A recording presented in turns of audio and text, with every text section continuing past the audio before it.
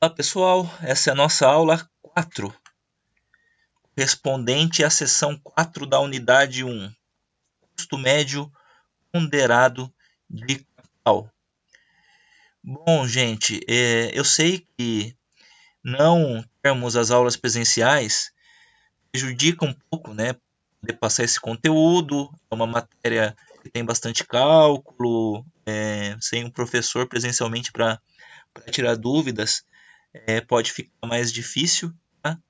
Mas eu já me coloquei à inteira disposição de vocês, dei os meus contatos, tem bastante gente que já está entrando em contato comigo para tirar dúvidas.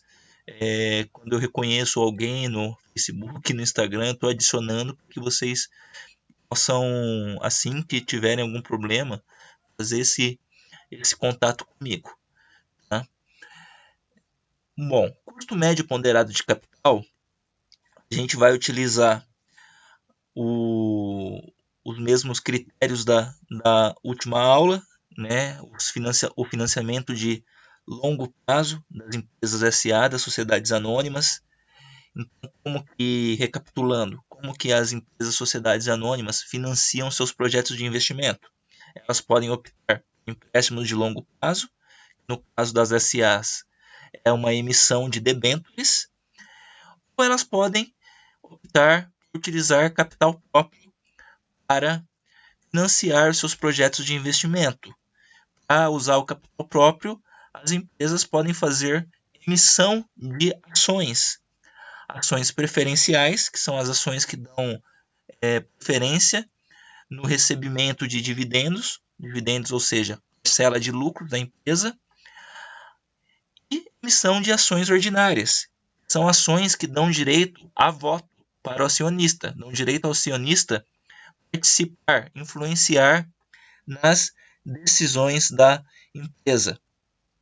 Além disso, a empresa, a SA, a Sociedade Anônima, pode optar por financiar seus projetos de investimento através dos seus lucros retidos, do seu próprio capital, né, do patrimônio líquido configurado com a retenção de lucros. Nesse caso, o cálculo do custo desse financiamento ele segue os mesmos preceitos de uma emissão de ações ordinárias. Afinal, é um capital próprio com direito a influenciar nas decisões da empresa.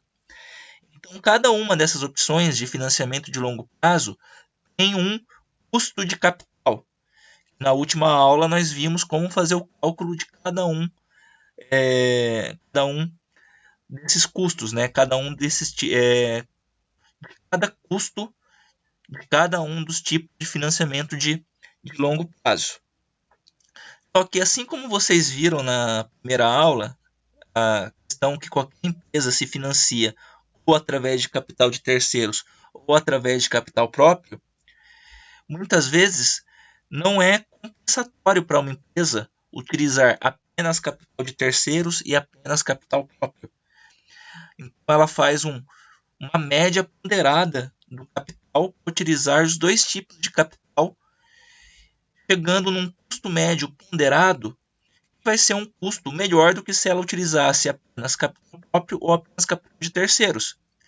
Ela faz uma mescla, né? Uma porcentagem ela vai utilizar capital próprio, outra porcentagem ela vai utilizar capital de terceiros, e assim ela chega num custo que é melhor, que é mais compensatório para a empresa, misturando os dois tipos de capital.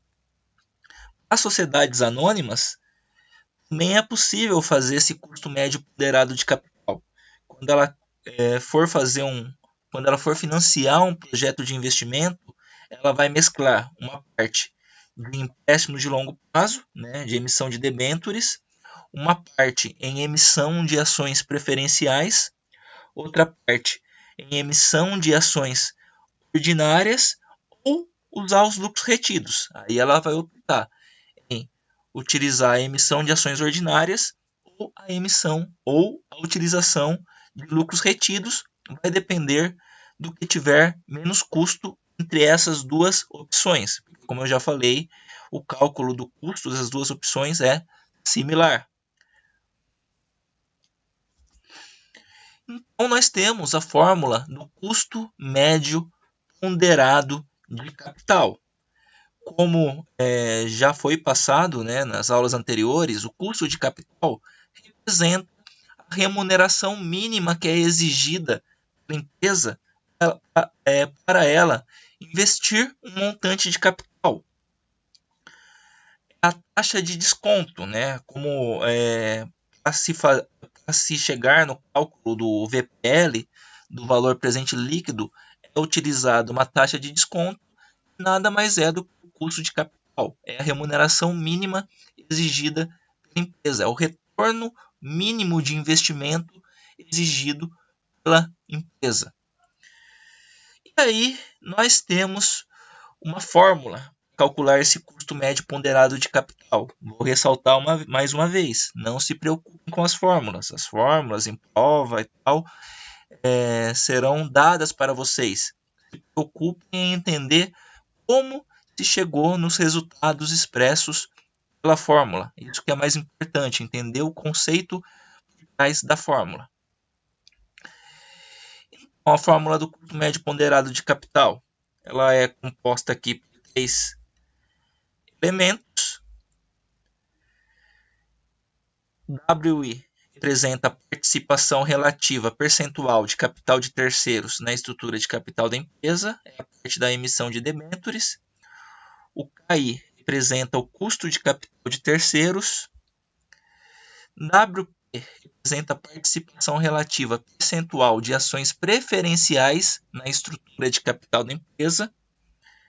O KP representa o custo das ações preferenciais.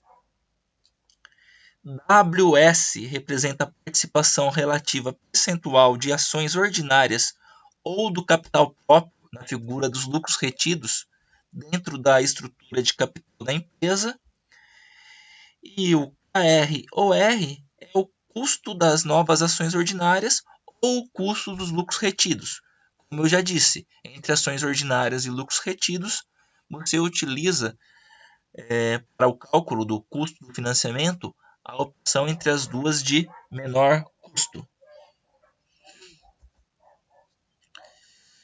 A uma empresa sociedade anônima chegar ao custo médio ponderado de capital que ela vai utilizar para financiar um projeto de investimento, existem 3 opções de cálculo.